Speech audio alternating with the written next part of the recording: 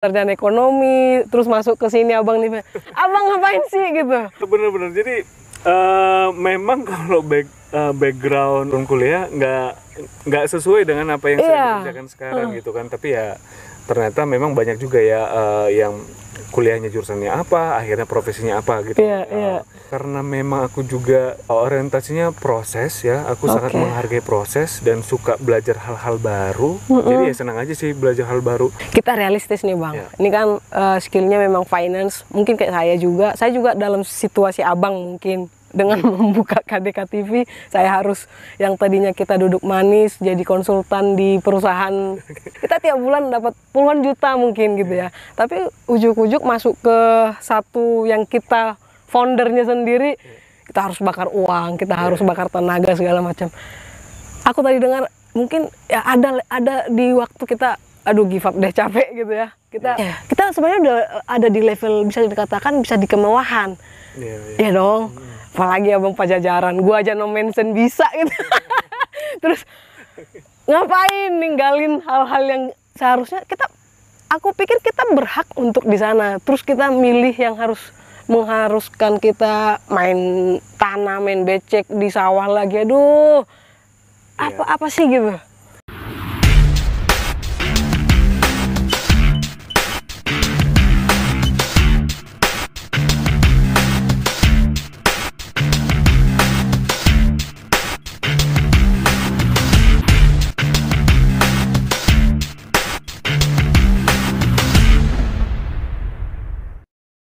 Selamat pagi buat KDK Lover ya. Ini kita ada di tempat yang orang pasti rindukan karena tempatnya Jabusi Hall. Oke, bersama Abang Daniel Opusungguh. Apa kabar Bang?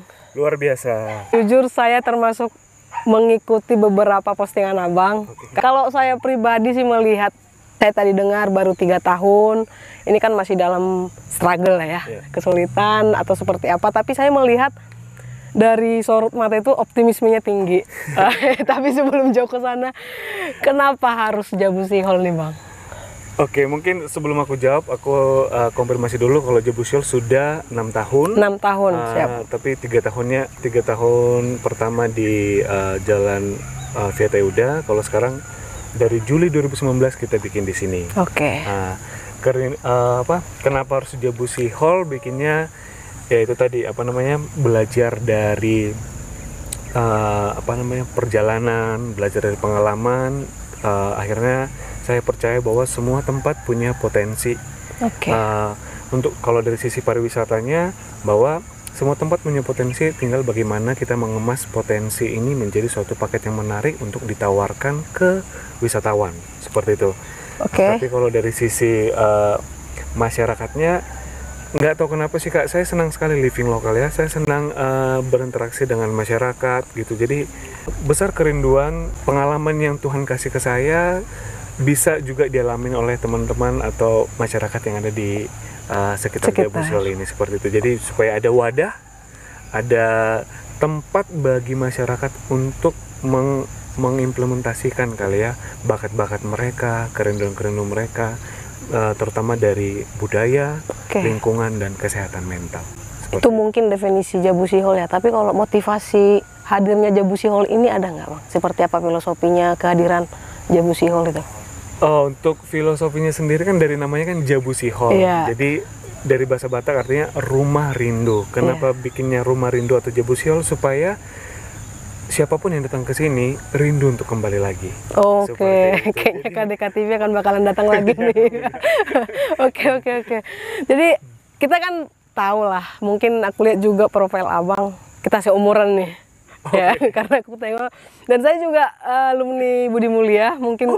Ya, jadi kenapa aku lihat di link, ini kayaknya bisa sefrekuensi nih ngobrol nih. Di bakalornya juga finance, persis juga dengan saya, sarjana ekonomi, terus masuk ke sini abang nih. Ini kan kerjaan pertanian Bang, IPB nih, orang Bogor nih harusnya ke sini. Abang ngapain sih gitu?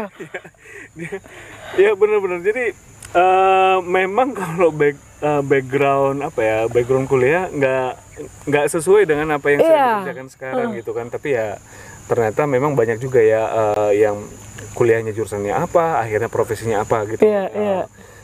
Tapi ya karena memang aku juga orientasinya proses ya, aku sangat menghargai proses dan suka belajar hal-hal baru. Jadi ya senang aja sih belajar hal baru, belajar ketika misalnya potensi di sekitar Jabusjolo ini tentang pertanian, ya kenapa nggak kita coba belajarin gitu. Kita realistis nih Bang, ini kan skillnya memang finance, mungkin kayak saya juga dalam situasi Abang mungkin. Dengan membuka KDK TV, saya harus yang tadinya kita duduk manis jadi konsultan di perusahaan, kita tiap bulan dapat puluhan juta mungkin gitu ya. Tapi ujuk-ujuk masuk ke satu yang kita foundernya sendiri, kita harus bakar uang, kita harus bakar tenaga segala macam. Aku tadi dengar mungkin ya ada di waktu kita give up deh, capek gitu ya. Kita memilih lebih baik, kita duduk dengan skill yang kita punya kan itu lebih, kita sebenarnya udah ada di level bisa dikatakan bisa di kemewahan. Iya dong. Apalagi Abang Pajajaran, gua aja no mention bisa gitu. Terus ngapain ninggalin hal-hal yang seharusnya aku pikir kita berhak untuk di sana. Terus kita milih yang mengharuskan kita main tanah, main becek di sawah lagi. Aduh. Apa sih gitu? Mungkin bukan bisa ya. Ini mungkin yang disebut namanya panggilan kali ya, calling gitu. Jadi kenapa aku bilang panggilan? Karena aku sudah I'm done with myself gitu. Saya sudah selesai dengan diri saya gitu. Nah, dari sini juga saya belajar bahwa ternyata ketika kita berpikir untuk kita sudah selesai dengan diri kita, saatnya untuk orang lain, bukan berarti karena saya udah berkecukupan secara duit, ya enggak juga gitu. Saya juga masih struggling untuk keuangan gitu loh. Tapi ketika namanya panggilan, ternyata mau itu kita sedang berkecukupan, mau sedang berkurangan, ya kalau udah ada panggilan, ya go ahead gitu, hajar aja gitu loh. Karena jatuh bangunnya banyak juga Kak gitu. Jatuhnya apalagi gitu loh. Pasti. Hampir menyerah juga beberapa kali terpikir gitu. Cuma ketika ada di masa-masa titik terendah, ada aja tiba-tiba kayak pencerahan, ada tiba-tiba peluang untuk bisa menjalankan terus gitu. Jadi kayak nggak dikasih lepas sih Kak. Ada gitu support tersendiri datang gitu ya. Yang kayak oke lah, terserahlah Tuhan, apapun yang terjadilah gitu. Tiba-tiba 2 hari atau 3 hari lagi kayak ada aja kayak solusi atau jawaban yang dari pergumulan kita itu gitu sih Kak. Jadi hampir ini menjalani mau 7 tahun, di masa-masa mau menyerah, di masa yang sama itu juga datang jawaban itu gitu loh. Jadi berarti ya udah, oke Tuhan, tinggal kasih aku ini aja, kekuatan aja, ya aku akan teruskan gitu loh. Ini nih Bang, ada menarik nih sedikit deh. Kita kan generasi muda yang mungkin kita banyak goal ke depan. Ya mungkin juga ada beberapa teman kita mungkin berhasil dengan cara begini. Tapi kan kita juga ada satu kepastian belum tentu berhasil. Ya dong. Nah, apalagi begini kan, ini di kampung ya, kita sepakat ya ini kampung ya. Artinya pola pikir, kultur juga sangat mempengaruhi. Benar-benar. Nah, ini tetap optimis kah atau gimana? Ya, karena tadi sudah artinya panggilan tadi, jadi optimis sih Kak. Tetap ya. Tetap optimis gitu. Karena sudah terbukti beberapa kali mau melepaskan, beberapa kali mau hampir menyerah, ada jalan. Kenapa pernah sempat hampir mau melepaskan? Yang pertama itu tadi ya, faktor lingkungan juga gitu. Karena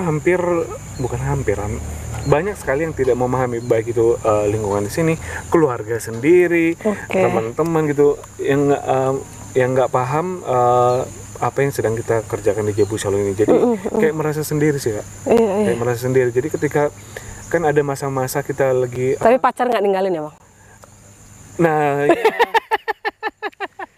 Semoga. Oke. Ini kan masih berproses terus ya, masih berproses. So far masih ditemani lah ya. Oke. Jadi ada yang menarik lagi nih Bang. Ini kan kalau saya pribadi tertarik.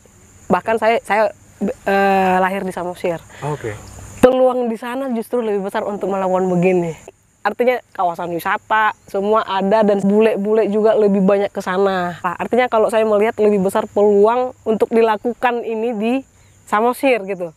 Tapi kalau saya pribadi nih, kita berbicara generasi muda nih, yang mungkin kita masih teman bermain lah gitu. Saya tidak punya rasa atau optimisme seperti abang ini, karena saya udah insecure duluan atau jiper duluan dengan lingkungan gitu ya. Dan mungkin saya yakin juga bukan hanya saya yang mungkin merasakan itu. Pasti juga banyak teman-teman yang punya kerinduan untuk membangun kampungnya, kampung halamannya, tapi itu tadi kembali ke kultur yang mungkin kita anak muda kan kayak tadi nih, ayah ada diulai si Daniel. Pun halnya ada juga mungkin yang dilakukan 1-2 orang di Samosir sana yang mungkin saya juga berasal dari sana, terdengar begitu. Terus untuk gimana nih Bang, ada tips tersendiri nggak dari Daniel Oposunggu itu supaya generasi muda ini tetap nih melakukan ide goalnya tadi gitu nih Bang? Oke, jadi semua orang, semua tempat punya potensi, gitu. Dan ketika pun mau kita berbicara pariwisata kayak di Danau Toba, berarti kita juga harus menceritakan atau mengajak sama orang-orang yang punya keinginan untuk bergerak di bidang pariwisata, gitu. Nah, ketika sudah ketemu sama orang-orangnya, perlu mungkin kita sampaikan bahwa percaya dulu gitu loh. Ketika udah percaya, jadi apapun yang terjadi akan ada rasa optimis gitu loh. Nah, mungkin kan tipikal masih follower, melihat dulu baru percaya. Wait and see. Gitu. Nah, justru Jabu Siol ini menurutku jadi salah satu yang bisa menjadi suatu penyemangat bagi teman-teman di Danau Toba. Kenapa? Jabu Siol dan lokasinya di Pematang Siantar yang notabene bukan tempat pariwisata yang ditahu orang, pun bisa mendatangkan wisatawan, apalagi di Danau Toba. Bisa working ya di sini, lebih besar lagi, akan lebih wah lagi gitu loh. Yang sesederhana ini pun kita kemas dengan potensi yang ada, bisa jadi daya tarik tersendiri ke wisatawan, apalagi Danau Toba gitu. Jadi justru dengan Jabu Siol ini bisa menambah kepercayaan diri, keyakinan dari teman-teman di Danau Toba. Agak-agak tamparan lah ya. Jadi ini teman-teman, statement yang dari Bang Daniel ini tamparan nih buat putra-putri Samosir nih. Itu oke. Karena bagaimanapun juga ya Danau Toba sudah tersorot ya. Bahkan sekarang sudah ada BODOT segala macamnya itu, dan saya lihat juga masih banyak orang luar yang hadir di sana nih, yang berbenah. Lah kita, ini harus kalian dengar nih apa kata Bang Daniel. Mungkin menambahkan sedikit lagi bahwa ketika kita berbicara pariwisata ya, berdasarkan pengalaman kalau saya bercerita bahwa pariwisata kan jangka panjang. Iya betul. Jadi butuh daya tahan yang panjang juga. Jadi dilakukan aja terus. Karena kayak misalnya Jabu Siol pernah diundang 2018 November ke Jepang untuk presentasi, tamunya datang 1 tahun kemudian. Really? Ya. Kemudian ini diundang Jabu Siol udah sampai ke Jepang. Sudah, Jabu Siol sudah diundang ke 10 negara di Asia, Eropa, dan Amerika. Oh gitu. Oke. Kayak April 2018 Jabu Siol diundang ke Belanda, jadi hepengnya 1 tahun kemudian. Jadi memang harus sabar. Jadi nggak jualan hari ini, duitnya hari ini. Iya. Gitu loh. Jadi ya ketika kita udah promosi, yang kita lakukan di sini ya berbenah terus, ngebersihkan apa yang perlu dibersihkan, mempersiapkan yang perlu dipersiapkan, gitu. Jadi dan aku percaya sih semua tempat, semua sisi punya energi gitu. Jadi kita harus jaga. Misalnya kayak Partukonya, bagaimana supaya datang tamu ya kita harus jaga gitu, kita harus keep gitu loh, baik itu homestay-nya, baik itu kantor dan tempat-tempat yang lain. Jadi memang jangka panjang sih, harus sabar. Ini ada satu hal yang aku ikuti dari abang nih. Kita kan jasa ya, jasa tentu pelayanan gimana, pandangan pertama oleh wisatawan ke kita pun komunikasi pertama nih. Kalau saya pribadi terkesima gitu, senang lah sama Bang Daniel. Kalau kita lihat kan orang Batak susah nih Bang, serius. Ya orang Bang Daniel nggak tahu karena udah lama di Bandung apa gimana gitu. Jadi logatnya itu juga smooth gitu. Nih, orang Batak susah nih Bang. Coba kita datang ke Samosir, ke Tutuk, ke apa, artinya banyak keluhan-keluhan kurang ramah atau seperti apa. Itu ada nggak cara supaya dari Bang Daniel ini, kita yang realistis aja deh, cara berkomunikasi dengan lembut itu, karena kita kan udah bawaan lahir nih orang Batak-Batak ini Bang. Oke. Ngegas melulu nih, ada nggak tips tersendiri? Sebenarnya gini ya, kalau orang Batak kan sebenarnya kebanyakan nih sudah tertagline ya bilang. Iya, tertagline ya. Keras, suaranya kencang gitu. Tapi sebenarnya nggak apa-apa juga sih, kalaupun memang itu udah terbentuk image seperti itu gitu loh.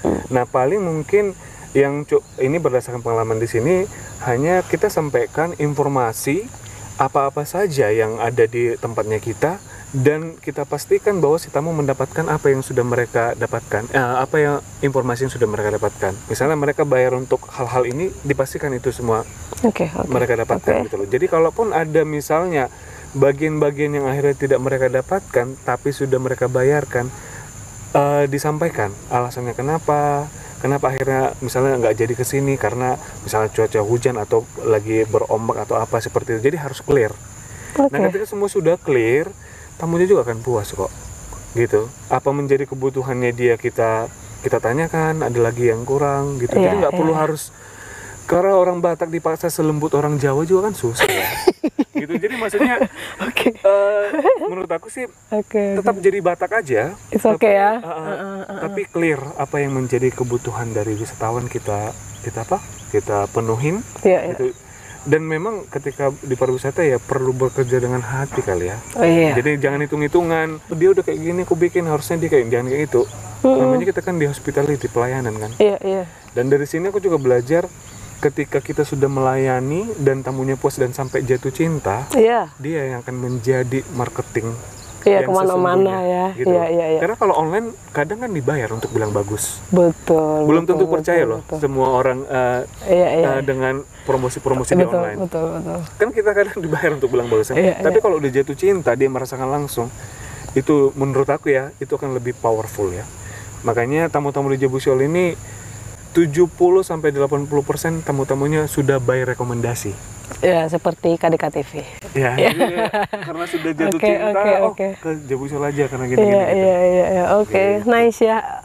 Terakhir nih Bang. Ini kan Bang, kita tahu nih apa namanya generasi muda. Saya masih, karena KDK TV ini viewernya 70% pemuda, generasi milenial. Jadi yang hadir di sini yang benar-benar menginspirasi nih Bang. Seperti Bang Daniel ini. Tips-tips tersendiri nih by Bang Daniel untuk generasi muda yang masih bermalas-malas dengan zona amannya, supaya bisa ya move up lah ya, tidak hanya udah seharusnya berbuah tapi masih mengkambing hitamkan jati diri itu gimana nih Bang? Oke, untuk anak-anak muda ya, kalau aku sih lebih kayak kita yang muda-muda, yuk kita habiskan masa-masa ini porsi-porsi kegagalan gitu. Cobain aja semua hal-hal yang memang kayaknya terfikir bikin sesuatu yang ini, dicoba aja dulu gitu loh. Kan kita akan tahu ketika kita sudah mengerjakannya, kita akan tahu ternyata itu jalannya kita ketika kita coba gitu loh. Kalau masih hanya dengan di pikiran aja, dipertimbangkan terus tapi tanpa eksekusi, ya nggak akan jadi gitu loh. Nah kalau kayak aku kan orangnya senang proses, senang learning by doing, belajar dari situ. Jadi aku main riba aja, aja dulu, nanti skala kendalanya akan belajar di situ. Nah kalau kayak aku ini hajar aja dulu, justru sekarang aku lagi makin punya keinginan untuk memperdalam di teori.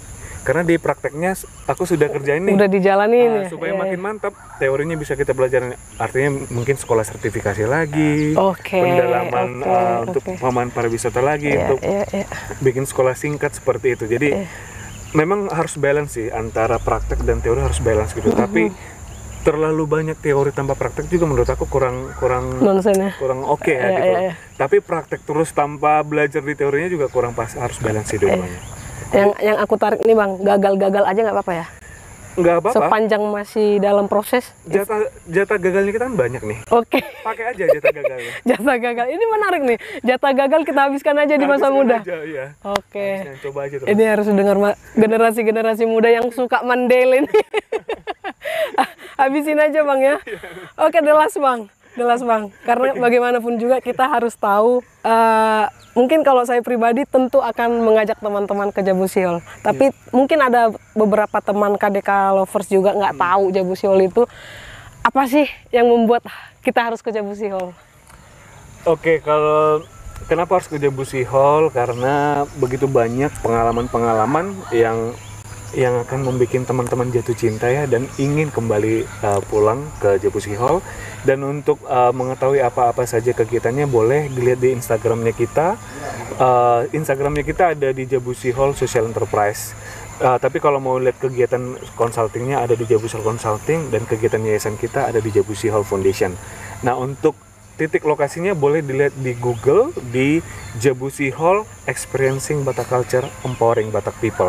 Karena kalau cuma ngeklik Jabusi Hall saja itu akan diarahkan ke Jabusi Hall yang pertama.